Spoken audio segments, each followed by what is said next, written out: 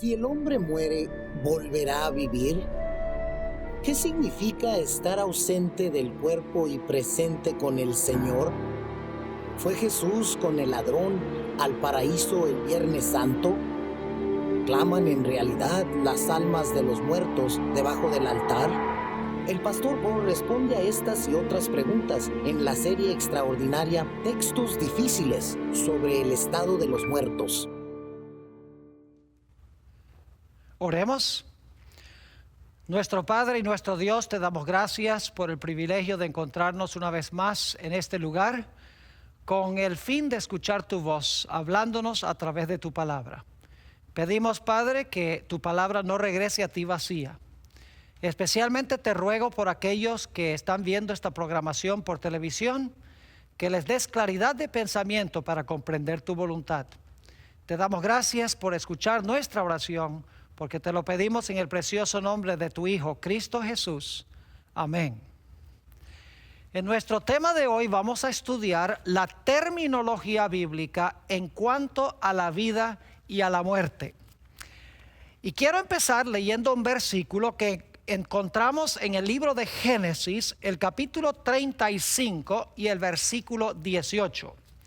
Está hablando aquí del nacimiento de Benjamín, también conocido como Benoni. Fue hijo de Raquel, y la Biblia nos dice que cuando Raquel tuvo a Benjamín, ella murió. Así que quiero leer Génesis 35 y el versículo 18. Dice así: y aconteció que al salírsele el alma, está hablando de Raquel, al salírsele el alma, pues murió, llamó su nombre Benoni, mas su padre lo llamó Benjamín. Ahora, algunas personas leen este versículo y le agregan conceptos o le agregan palabras. Por ejemplo, algunos lo leen de esta manera: y aconteció que al salírsele al cielo el alma inmortal, llamó su nombre Benoni, mas su padre lo llamó Benjamín. Ustedes notarán en este texto que no dice que el alma se fue al cielo, ni tampoco dice que el alma que salió de ella fue inmortal. Esas dos ideas de que fue al cielo y de que era inmortal son añadidas muchas veces por los lectores de la Sagrada Escritura, pero no es parte del idioma original. Ahora, antes de terminar nuestro tema de hoy, vamos a regresar a este versículo, pero lo vamos a hacer al final del tema, una vez que hemos explicado lo que significa el alma y lo que quiere decir la Biblia cuando habla de la salida del alma del cuerpo. Para entender el fenómeno de la muerte, necesitamos en primer lugar comprender la creación, necesitamos comprender el don de la vida. Y el mejor lugar para comenzar es en Génesis, el capítulo 2 y el versículo 7, a donde Dios creó a Adán. Dice allí en Génesis 2:7: entonces Jehová Dios formó al hombre del polvo de la tierra y sopló en su nariz aliento de vida. Algunas versiones dicen espíritu de vida, y fue el hombre un ser viviente. Otras versiones dicen fue el hombre un alma viviente. Ahora necesito explicarles algunas palabras que encontramos en este versículo. La palabra aliento que se usa aquí, que sopló en su nariz aliento de vida, es la palabra hebrea neshama. Y la palabra que se traduce ser viviente al español es la palabra hebrea nefesh. Ahora, yo quiero que ustedes noten que Dios formó al hombre del polvo de la tierra, alentó en su nariz el soplo de vida, y dice que el hombre llegó a ser, o el hombre fue, un ser viviente o un alma viviente. Quiero que noten en este versículo que no nos dice que Dios le dio al hombre un alma, ni tampoco dice que el hombre tiene un alma. El texto nos dice que el hombre es un alma. La combinación del cuerpo de polvo y el aliento de vida es igual alma. La Biblia nos dice entonces que el hombre se compone de dos elementos: polvo y aliento de vida. Y la combinación de los dos hacen el alma o el ser viviente. La Biblia nos dice en Génesis que el hombre podía morir, porque Dios le dijo al hombre que si comía del árbol de la ciencia del bien y del mal, ciertamente iba a morir. Así que si el hombre tenía un alma inmortal que podía vivir independiente del cuerpo, ¿cómo es que Dios le dijo al hombre que iba a morir si no era posible? Además de eso, la Biblia nos dice que cuando Adán y Eva comieron del árbol de la ciencia del bien y del mal, Dios les vetó el árbol de la vida. Es decir, no podían comer más del árbol de la vida, y por lo tanto la Biblia nos dice que entró en el mundo la muerte. Ahora hablemos un momento del cuerpo de polvo, porque ese es el primer elemento del cual está compuesto el ser humano. En Isaías 64 y el versículo 8 encontramos que se nos explica que el hombre está compuesto de lodo o de barro, es decir, polvo, pero no polvo seco, sino polvo mojado. Dice en Isaías 64:8: ahora pues, Jehová, tú eres nuestro Padre, nosotros barro, y tú el que nos formaste. Así que obra de tus manos somos todos nosotros. Es decir, el cuerpo o la facultad física del hombre se compone de polvo. Los órganos, los nervios, los músculos, la piel, todas las partes fisiológicas del hombre están compuestas de barro o de polvo. Por eso cuando una persona muere, vuelve al polvo, como veremos más adelante en nuestro estudio. Así que con el cuerpo no hay ningún problema. Todos sabemos que el cuerpo regresa al polvo. El problema surge cuando se habla del espíritu, porque muchas personas tienen la idea que el espíritu es algún elemento intangible que tiene el hombre por dentro, que es consciente que cuando el hombre muere sale volando para ir a otra esfera. Pero ¿qué es lo que enseña la Biblia en cuanto al espíritu? Vamos a analizar en primer lugar la palabra espíritu en el Antiguo Testamento, y luego vamos a pasar a analizar la palabra espíritu en el Nuevo Testamento para ver si en verdad la palabra espíritu se refiere a alguna entidad independiente del cuerpo, que está dentro del cuerpo, que sale volando en forma consciente del cuerpo en el momento de la muerte. En el Antiguo Testamento hay dos palabras hebreas que se traducen aliento o respiración. La primera es la palabra ruach y la segunda palabra es la palabra neshama. Ahora debo decirles que nunca, ni una sola vez en toda la Biblia, en todo el Antiguo Testamento, se conectan estas palabras con la palabra inmortal, ni tampoco se da ninguna insinuación de que el espíritu, de que el ruach o el neshama pueda vivir independientemente del cuerpo como otra entidad fuera del cuerpo humano. Ahora es importante recordar que el lenguaje poético de los hebreos se basaba en el principio del paralelismo, y había tres clases de paralelismo. El paralelismo sinónimo, donde lo que se dice en la primera línea se repite en la segunda línea en diferentes palabras, pero el mismo pensamiento.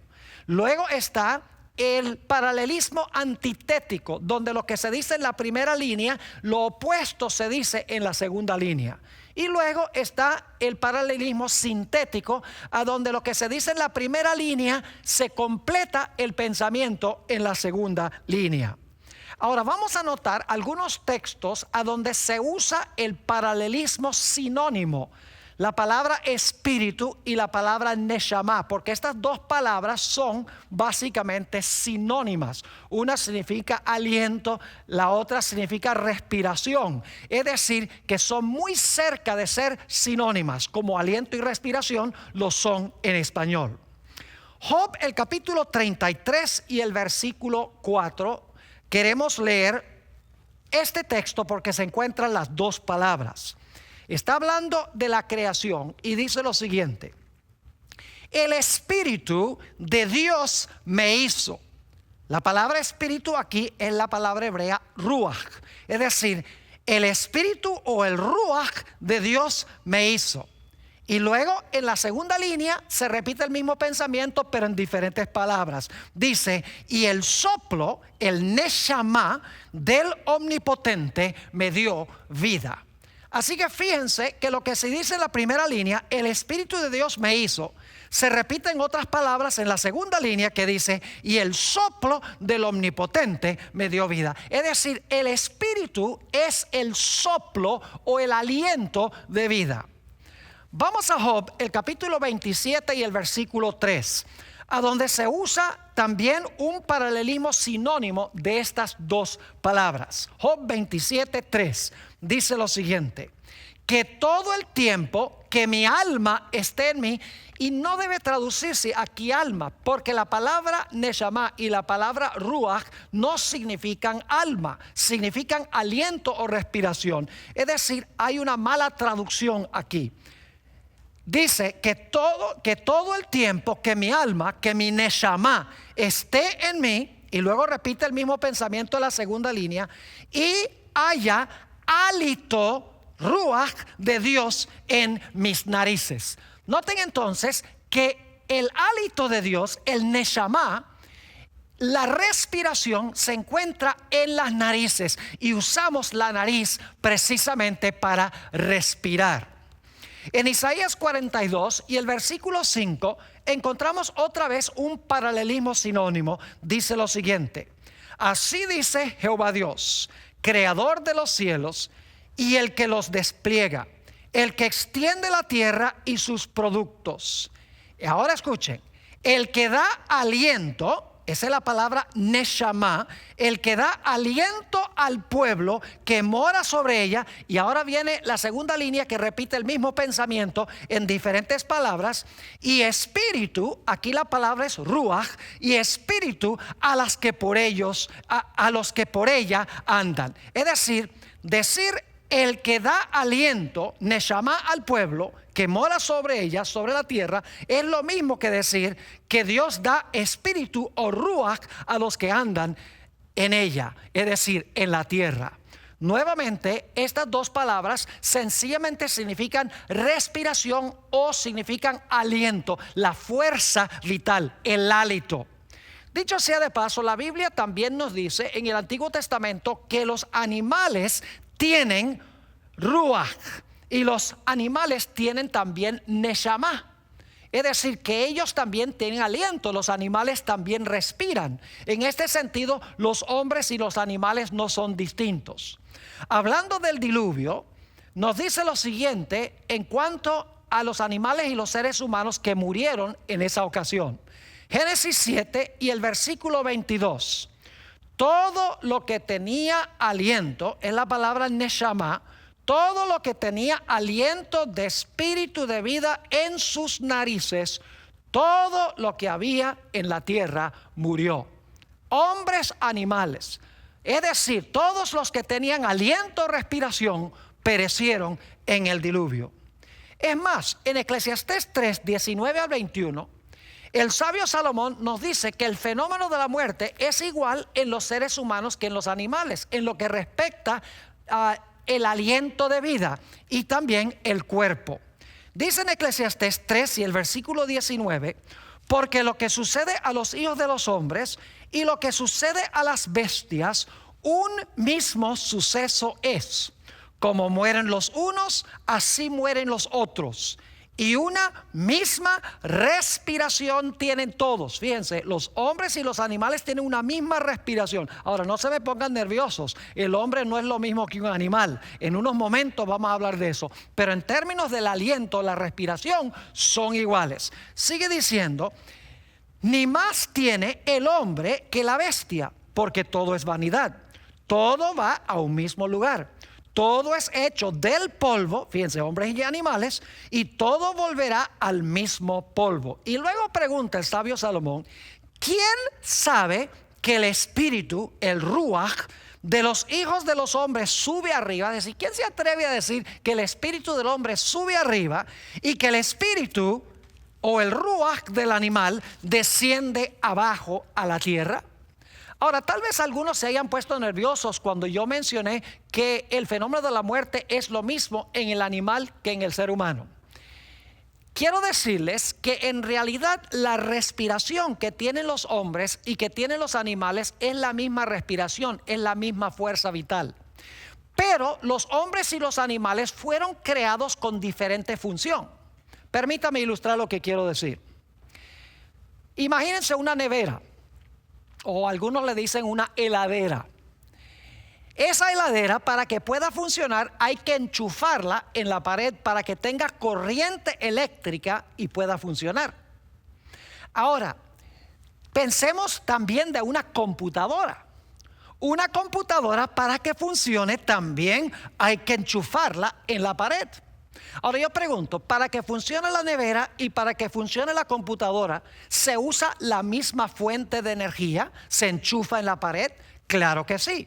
En términos de la energía que necesita la nevera y la energía que necesita la computadora, la fuente de energía es la misma. Pero la computadora es un instrumento mucho más complicado porque fue creado con un propósito distinto, mientras que la nevera tiene una operación mucho más sencilla y fue hecha con otro propósito. Es decir, que en términos de su fuente eléctrica para funcionar son iguales, pero la función para la cual fueron creados es distinta o diferente.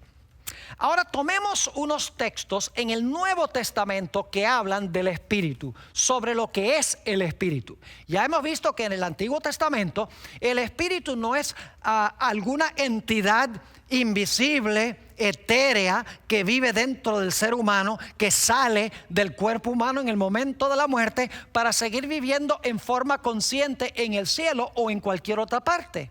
Hemos visto que la palabra ruach y la palabra neshama sencillamente significan el aliento de vida, el espíritu de respiración que permite que el cuerpo humano cumpla la función para la cual Dios creó ese cuerpo. Ahora vamos a ver si el Nuevo Testamento tiene la misma idea. Vamos a leer varios textos y dicho sea de paso, la palabra espíritu en el Nuevo Testamento es la palabra neuma. Santiago el capítulo 2 y el versículo 26 será el texto con el cual comenzaremos en el Nuevo Testamento. Dice, porque como el cuerpo sin el espíritu está muerto, así también la fe sin obras es muerta. Fíjense que el cuerpo sin el espíritu está muerto. Es decir, el cuerpo sin tener la capacidad de respirar está muerto. En Apocalipsis 11, 7 al 9 y también el versículo 11 habla de los dos testigos que en realidad representan el Antiguo y el Nuevo Testamento, que en cierta ocasión histórica, desde 1793 hasta 1798, durante la Revolución Francesa, fueron muertos. Es decir, que fueron atacados por Francia y permanecieron tirados en la calle por 3 días y medio, es decir, 3 años y medio. Y quiero leer esos textos. Dice, cuando hayan acabado su testimonio, los dos testigos, la bestia que sube del abismo, que es Francia, en 1793, la Revolución Francesa, hará guerra contra ellos y los vencerá y matará. Y ahora escuchen bien, y sus cadáveres estarán en la plaza de la grande ciudad, que en sentido espiritual se llama Sodoma y Egipto, donde también nuestro Señor fue crucificado. Y los de los pueblos, tribus, lenguas y naciones verán sus cadáveres. Fíjense que están muertos porque son cadáveres. Está hablando simbólicamente.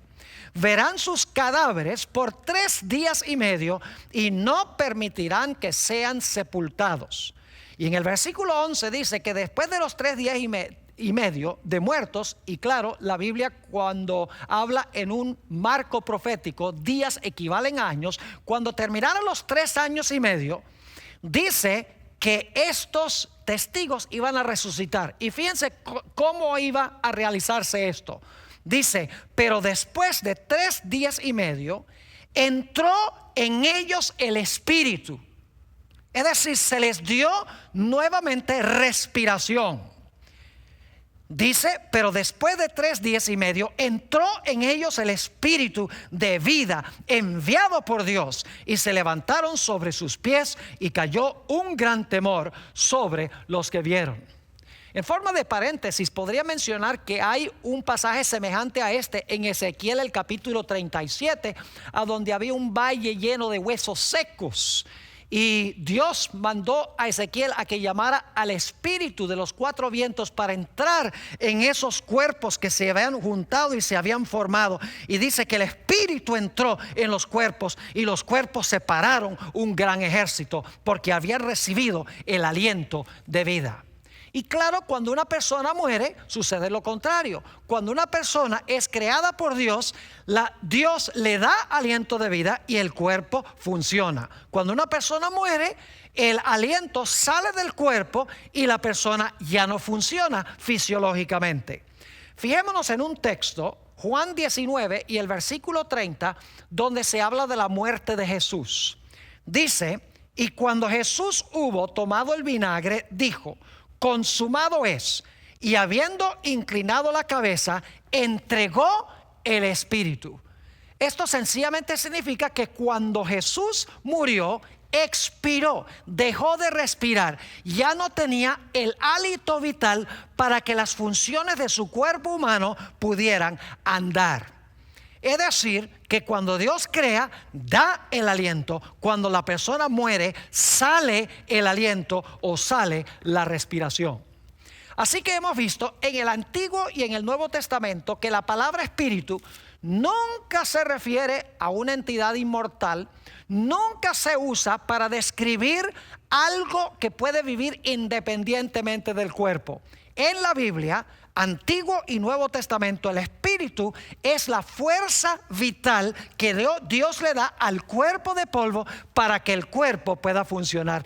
Es como una computadora que se enchufa y ahora la computadora tiene energía para cumplir sus funciones.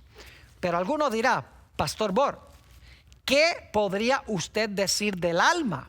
Ciertamente el alma sí es una entidad inmortal que el hombre tiene por dentro. ¿No será así? El problema es que mucha gente cuando habla del alma está pensando en términos de la filosofía griega en vez de pensar en términos bíblicos. No nos interesa lo que dijo Platón y lo que dijo Sócrates, nos interesa lo que dice la Sagrada Escritura. Así que vamos a ver ¿qué dice la Biblia en cuanto al alma? En realidad la palabra alma en el Antiguo Testamento, a donde vamos a ir primero, se traduce de diferentes formas al español. A veces se traduce persona, a veces se traduce vida, a veces se traduce inclusive alma. Y por eso mucha gente se confunde y dice, bueno, ¿qué es la traducción correcta? ¿Es vida? ¿Es alma? ¿Es persona? La respuesta es que todas estas traducciones están relacionadas muy estrechamente una con la otra. Voy a mostrarles ahora del Antiguo Testamento. Volvamos a Génesis 2:7, a donde se usa la palabra alma, nefesh, por primera vez en el Antiguo Testamento. Dice, entonces Jehová Dios formó al hombre del polvo de la tierra y sopló en su nariz aliento de vida, el neshama, y fue el hombre un nefesh. Es decir, fue el hombre un alma viviente o un ser viviente. Es decir, la palabra nefesh aquí significa un ser vivo, una persona que funciona, porque el cuerpo de polvo y el aliento de vida están juntos, y por lo tanto el hombre que tiene el polvo y el aliento juntos es un nefesh. Es decir, el alma no es parte del hombre, el alma es el hombre en su totalidad. Vamos a examinar rápidamente otros versículos del Antiguo Testamento que usan la palabra alma o la palabra nefesh. Génesis 14 y el versículo 21, esto es después que Abraham ayudó a reconquistar lo que había sido saqueado de Sodoma. Dice: entonces el rey de Sodoma dijo a Abraham: dame las personas y toma para ti los bienes. Fíjense qué interesante, toma para ti las personas. Saben que esa palabra personas allí es la palabra nefesh.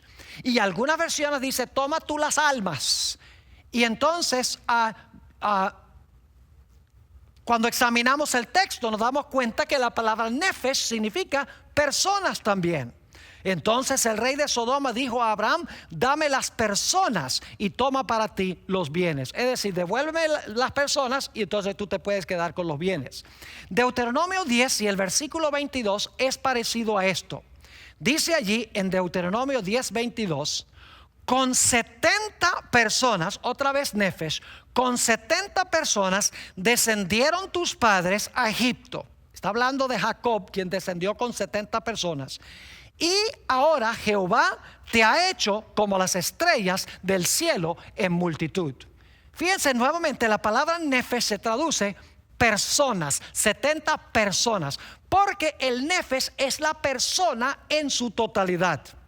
Génesis 12 y el versículo 5 habla de los movimientos de Abraham. Dice: tomó pues Abraham a Sarai su mujer y a Lot hijo de su hermano y todos sus bienes que habían ganado, y las personas, otra vez la palabra nefesh, las personas que habían adquirido en Harán, y salieron para ir a tierra de Canaán, y a tierra de Canaán llegaron. Nuevamente la palabra nefesh se traduce personas, seres vivientes, en otras palabras. ¿Saben que la palabra nefesh también se traduce vida? Levítico 17 y el versículo 11 usa la palabra nefesh varias veces, y les voy a explicar a dónde se usa. Dice: porque la vida, ese es nefesh, porque la vida de la carne en la sangre está, y yo os la he dado para hacer expiación sobre el altar por vuestras almas. Es la misma palabra que se tradujo vida al principio del versículo. Y luego sigue diciendo: y la misma sangre hará expiación de la persona. La palabra persona allí también es nefesh. Así que en un solo versículo se traduce la palabra nefesh, vida, se traduce almas y se traduce persona. En realidad, mis queridos amigos, un alma es una persona. Y un alma es una persona viva. Así que estas traducciones no se contradicen, sino que se complementan. Deuteronomio 12 y el versículo 23 nos dice lo siguiente: solamente que te mantengas firme en no comer sangre. Dios le dice a Israel que no coma sangre, porque la sangre es la vida, es nefesh allí. Podría decirse que la sangre es el alma, pero en realidad significa vida.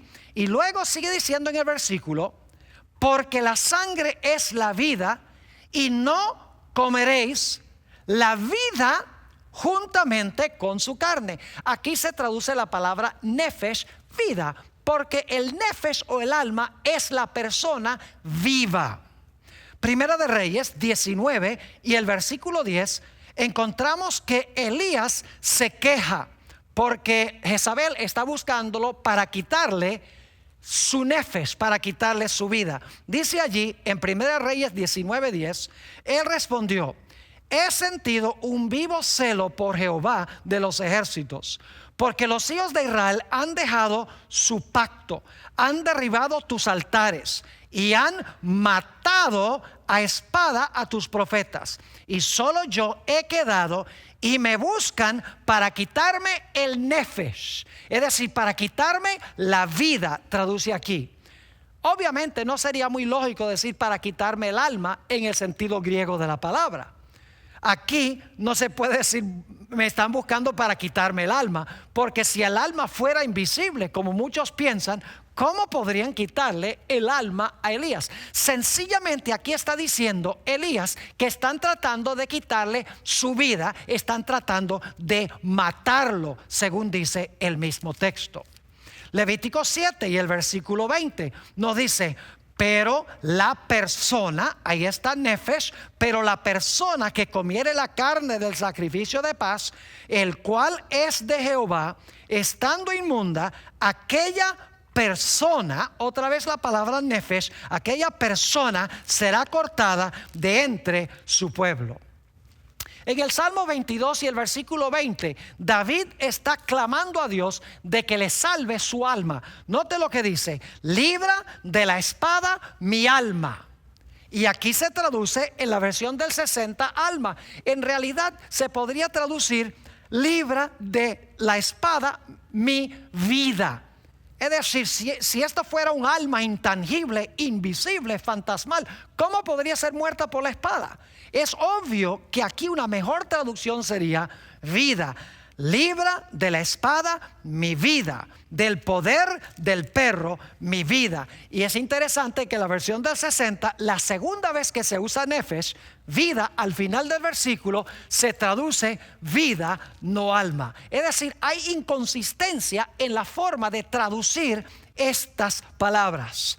En Ezequiel 18 y el versículo 4 dice: he aquí que todas las almas, la palabra nefesh se podría traducir todas las personas, todos los seres vivientes, son mías, dice Dios. Como el alma o como la vida del Padre, así el alma, otra vez nefesh, o la vida del Hijo es mía. El alma que pecare, esa morirá. Es decir, el ser vivo o la persona que pecare, esa morirá. Salmo 30 y el versículo 3 dice: oh Jehová, hiciste subir mi alma. Una mejor traducción sería mi vida. Fíjense, hiciste subir mi alma del Seol. El Seol es el sepulcro. Y luego dice: me diste vida para que no descendiese a la sepultura. Es decir, hacer subir el alma del salmista es lo mismo que darle vida y no permitir que descendiese a la sepultura. Nuevamente, la palabra nefesh significa ser viviente, significa vida o significa persona. Salmo 49 y el versículo 15 dice: pero Dios redimirá mi vida, y aquí se traduce vida en la versión del 60 correctamente. Pero Dios redimirá mi vida del poder del Seol, es decir, del poder del sepulcro, porque Él me tomará consigo. ¿Saben que los animales también son almas según la Sagrada Escritura? Porque son seres vivientes. Dice en Génesis 1 y el versículo 21: y creó Dios los grandes monstruos marinos y todo ser viviente. Esa es la palabra nefesh. Todo ser viviente que se mueve, que las aguas produjeron según su género, y toda ave alada según su especie, y vio Dios que era bueno. Es decir, que en el Antiguo Testamento la palabra nefesh, que se usa centenares de veces, sencillamente significa ser viviente, vida o persona. Ahora, ¿qué diríamos del Nuevo Testamento? Obviamente la palabra en el Nuevo Testamento ya no es nefesh. La palabra griega es psuché, de donde viene la palabra psicología. Analicemos algunos textos del Nuevo Testamento que usan la palabra alma para ver si concuerda con la idea del Antiguo Testamento. Primera de Corintios, el capítulo 15 y el versículo 45 está hablando de la creación de Adán y cómo se compara Cristo con él. Dice: así también está escrito: fue hecho el primer Adán alma viviente. Esa es la palabra psuché. Es la misma expresión que se usa en Génesis 2:7. Dice: fue hecho el primer Adán alma viviente. Es decir, una persona, un ser viviente. El postrer Adán, espíritu vivificante, porque el segundo Adán da vida. Noten Hechos 2 y el versículo 25 al 27, que está citando el Salmo 16 y el versículo 10. Dice en Hechos 2, 25 al 27, porque David dice de él, es decir, de Jesús: veía al Señor siempre delante de mí, porque está a mi diestra, no seré conmovido. Por lo cual mi corazón se alegró y se gozó mi lengua. Y aún mi carne descansará en esperanza. Ahora fíjense, aunque David está diciendo estas palabras, se las está aplicando a Jesús, quien iba a levantarse más de 1000 años después. Jesús es el que está diciendo: aún mi carne descansará en esperanza. Y luego dice: porque no dejarás mi alma en el Hades. Hades es lo mismo que Seol, significa sepulcro. No dejarás mi alma, que mejor traducción sería mi vida, en el Hades, ni permitirás que tu santo vea corrupción. Y la razón es muy clara: Jesús iba a resucitar y su cuerpo no iba a ver corrupción. Noten Hechos 27 y el versículo 22. Hechos 27 y el versículo 22. Aquí el apóstol Pablo está hablando de un naufragio. Y fíjense lo que declara. Habla a la gente en el barco: pero ahora os exhorto a tener buen ánimo, pues no habrá ninguna pérdida de vida. Fíjense que ahí la palabra suje se traduce vida correctamente. No sería correcto traducirlo alma. No habría pérdida de alma. Es mejor decir: no habrá pérdida de vida entre vosotros, sino solamente de la nave. Mateo 2, 19 y 20, hablando del nacimiento de Jesús, dice: pero después de muerto Herodes, he aquí un ángel del Señor apareció en sueños a José en Egipto, diciendo: levántate, toma al niño y a su madre, y vete a tierra de Israel, porque han muerto todos los que procuraban la muerte del niño. Fíjense qué interesante esta traducción. Dice: todos los que procuraban la muerte del niño ya no están, es decir, han muerto ellos. Pero lo interesante es que la palabra muerte aquí en realidad dice en el griego: todos los que procuraban el alma de la vida del niño han pasado del escenario. Es decir, que se traduce aquí a la palabra alma con la palabra muerte. Es decir, dice: porque han muerto los que procuraban la vida o los que procuraban el alma del niño. Una mejor traducción, claro, de la palabra es los que buscaban la vida del niño. Mateo 20 y el versículo 28 nos habla de la obra de Jesús. Dice allí: como el Hijo del Hombre no vino para ser servido, sino para servir y para dar su vida, otra vez la palabra suje, para dar su vida en rescate por muchos. No tendría mucho sentido decir que Jesús vino a dar su alma. Una mejor traducción es como la que se da en la Reina Valera del 60, donde dice: para dar su vida en rescate por muchos. Es decir, la palabra alma, la palabra suje en el Nuevo Testamento significa vida o significa persona, significa ser viviente, igual que en el Antiguo Testamento. Noten Juan 10 y el versículo 11, donde está hablando de Jesús, el buen pastor. Dice Jesús: yo soy el buen pastor, y el buen pastor su vida da por las ovejas. La palabra vida allí otra vez es la palabra suje.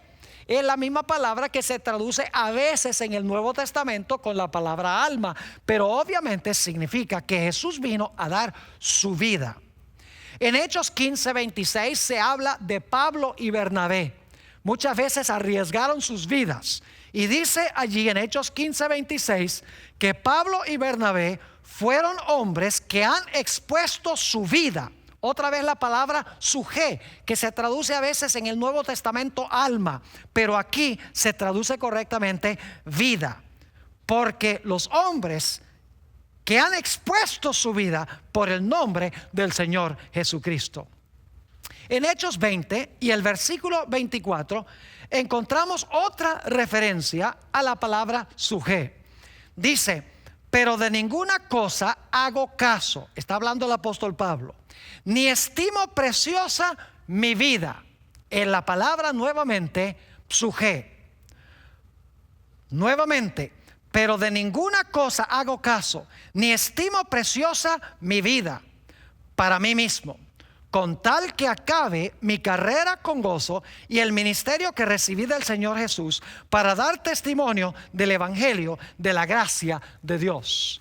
Y saben que en el Nuevo Testamento la palabra psuje se traduce también persona, como la palabra nefesh en el Antiguo Testamento. Noten dos ejemplos o tres ejemplos de esto. Hechos 2 y el versículo 41. Dice en Hechos 2:41, hablando de los que recibieron a Jesús en el día del Pentecostés, dice: así que los que recibieron su palabra fueron bautizados y se añadieron aquel día como 3,000 personas. Es la palabra suje. Se podría traducir 3,000 almas, 3,000 seres vivientes. No está hablando de una entidad invisible, intangible, fantasmal que el hombre tiene por dentro, que es consciente y sale volando en el momento de la muerte y vive en otra esfera. Hechos 27 y el versículo 37. Está hablando del número de personas en un barco.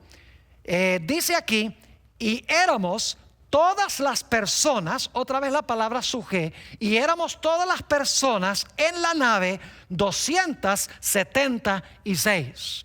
Otro ejemplo a donde se traduce la palabra suje, personas, es Romanos 13 y el versículo 1, donde dice: sométase toda persona. Ahí está la palabra suje nuevamente.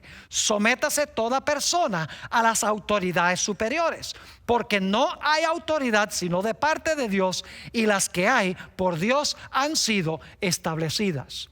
Ahora quiero comparar dos versículos para que podamos ver de una forma clarísima que el alma es la persona en sí misma, no una parte de la persona, no algo que el hombre tiene por dentro, sino la persona viva en su totalidad. Mateo 16 y el versículo 26, y vamos a compararlo con Lucas 9:25, y voy a leer esta idéntica enseñanza de Jesús como se presenta en dos diferentes evangelios, con diferente terminología, pero es la misma enseñanza. Mateo 16:26 dice, y está hablando Jesús: porque ¿qué aprovechará el hombre si ganare todo el mundo y perdiere su alma? ¿O qué recompensa dará el hombre por su alma? ¿Saben ustedes que podría traducirse muy fácilmente esto aquí? Porque ¿qué aprovecha el hombre si ganare todo el mundo y perdiere su vida? ¿O qué recompensa dará el hombre por su vida? Pero la versión del 60 traduce alma aquí. ¿Y qué es el alma en este versículo? Vamos al versículo que les mencioné que íbamos a comparar con este. Lucas 9 y el versículo 25. La misma enseñanza de Jesús, pero en otras palabras. Dice: pues ¿qué aprovecha el hombre si gana todo el mundo y se destruye o se pierde a sí mismo? Fíjense que Mateo dice perdiere su alma. En Lucas dice se pierde a sí mismo. Es decir, que el alma soy yo mismo, el ser viviente o la persona. Es interesante notar la muerte de Herodes el Grande, que la Biblia dice que fue comido por gusanos. Quiero leer del libro de Hechos de los Apóstoles, capítulo 12 y el versículo 23, a donde se describe la muerte de Herodes y qué fue lo que sucedió en el momento de la muerte. Dice allí: al momento un ángel del Señor le hirió, por cuanto no dio gloria a Dios, y expiró comido de gusanos. Esa palabra expiró es la palabra griega ex-psugen. Psuje es la palabra básica, pero ex significa que se salió algo. Es decir, se le salió, algunos dicen su vida o su alma, pero en realidad el texto quiere decir que se le salió en el momento de la muerte su vida. Es decir, entregó su vida. Hechos 5 y el versículo 5 y el versículo 10 habla de la muerte de Ananías y Zafira. Y fíjense lo que dice allí en Hechos 5 y el versículo 5 y el versículo 10.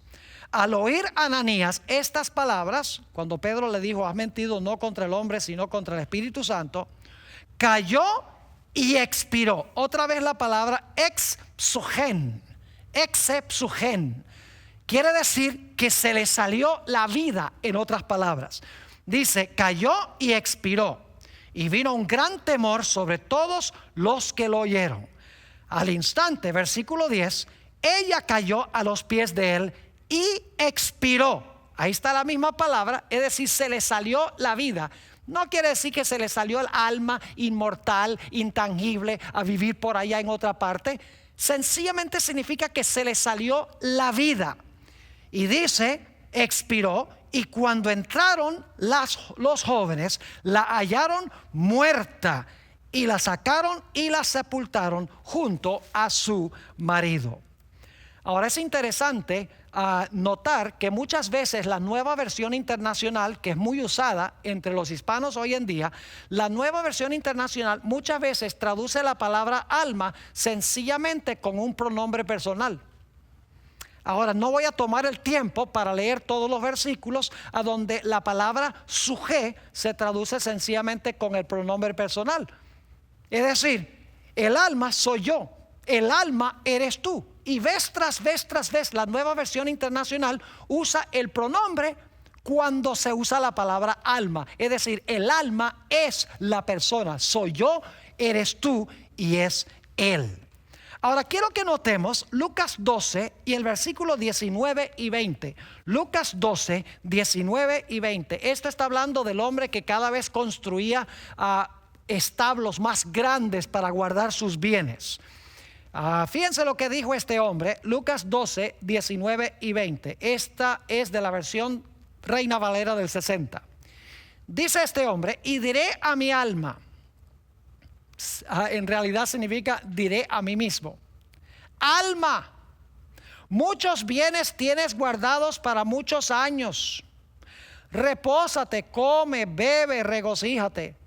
Pero Dios le dijo, necio, esta noche vienen a pedirte tu alma, y lo que has provisto, ¿de quién será?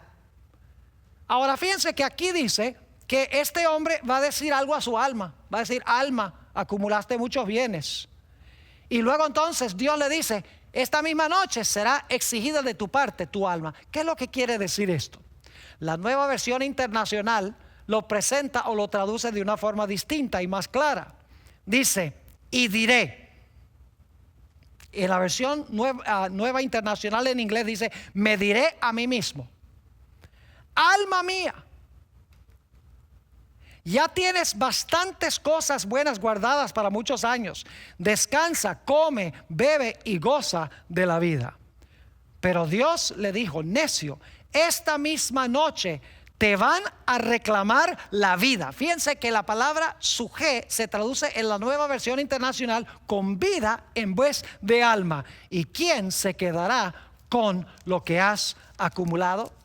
Mis queridos amigos, la palabra alma se usa en sentido figurativo aún hoy en día, en el sentido en que lo usa la Biblia. Por ejemplo, decimos, si nadie vino a la reunión esta noche, decimos, no se apareció ni un alma. ¿Qué queremos decir con eso? Que no se apareció una entidad intangible, inmaterial, invisible que nadie podía ver. Claro que no. Significa, no se apareció ni una sola persona.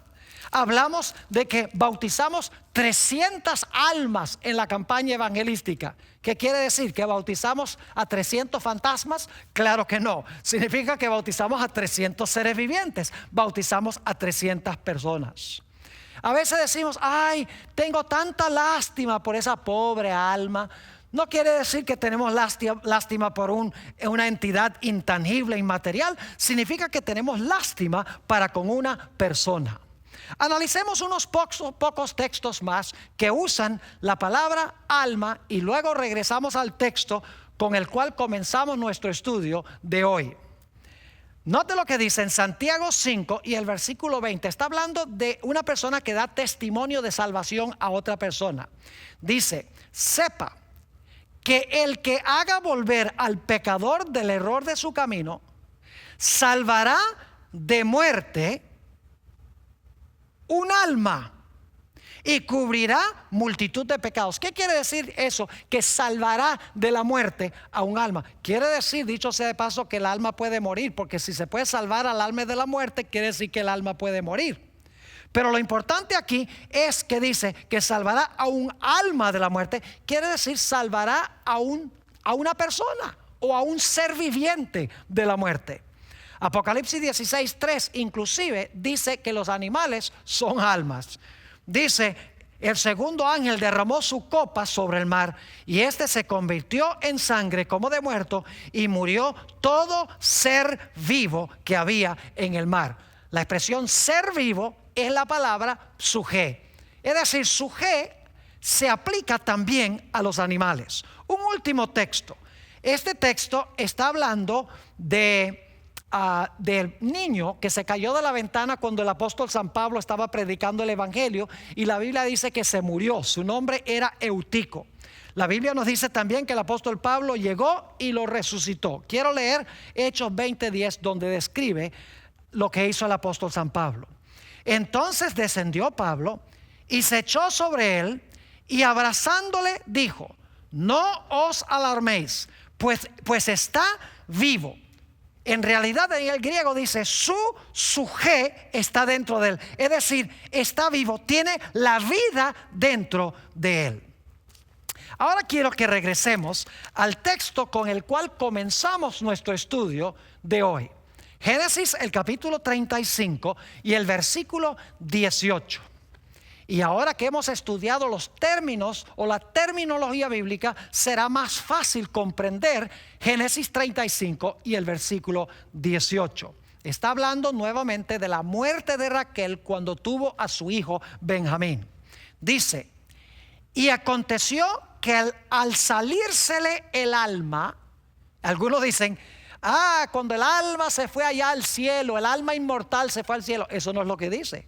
Dice que al salirse el alma, sencillamente a la luz de lo que hemos estudiado, significa que se le estaba saliendo la vida, se le estaba disipando la vida. Y aconteció que al salírsele el alma, y luego explica qué es salir el alma. Dice: pues murió. Llamó su nombre Benoni, mas su padre lo llamó Benjamín. Mis apreciados hermanos y amigos, la Biblia es clara de que cuando una persona muere, todo el ser muere. Aunque Dios guarda un registro de la persona en el cielo, porque en la resurrección le va a devolver su individualidad y su personalidad. Dios no olvida, en otras palabras, al muerto. Dios guarda los nombres y los registros, porque en la resurrección les dará un cuerpo nuevo y les dará aliento de vida, y se levantarán perfectos, incorruptibles e inmortales. Fíjense lo que dice la Sagrada Escritura en cuanto al fenómeno de la muerte.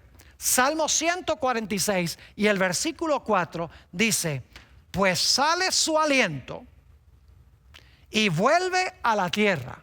Es decir, cuando el aliento sale del cuerpo, la persona vuelve a la tierra, y luego dice: en ese mismo día perecen sus pensamientos.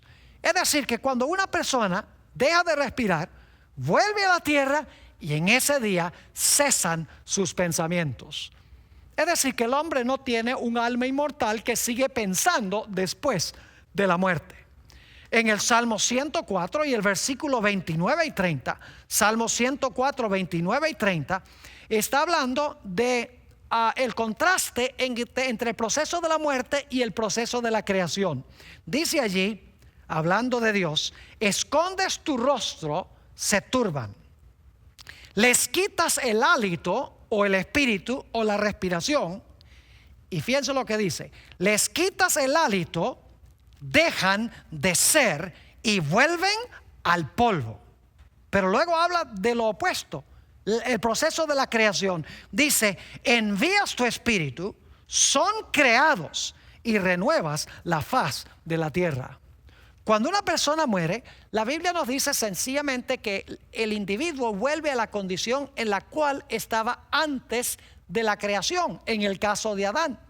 Dice en Génesis 3 y el versículo 19, cuando Dios pronunció sentencia contra Adán: con el sudor de tu rostro comerás el pan hasta que vuelvas a la tierra, porque de ella fuiste tomado, pues polvo eres y al polvo volverás.